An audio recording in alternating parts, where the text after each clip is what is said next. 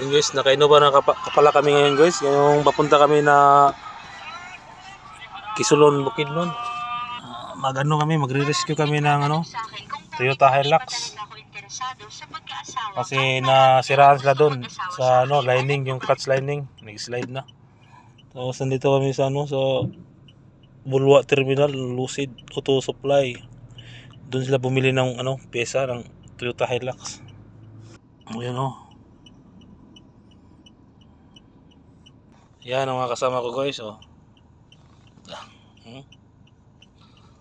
Mga isukig na ay pamahaw. Punta na kami guys sa Pakog kilo. Kisulon, Bukidnon.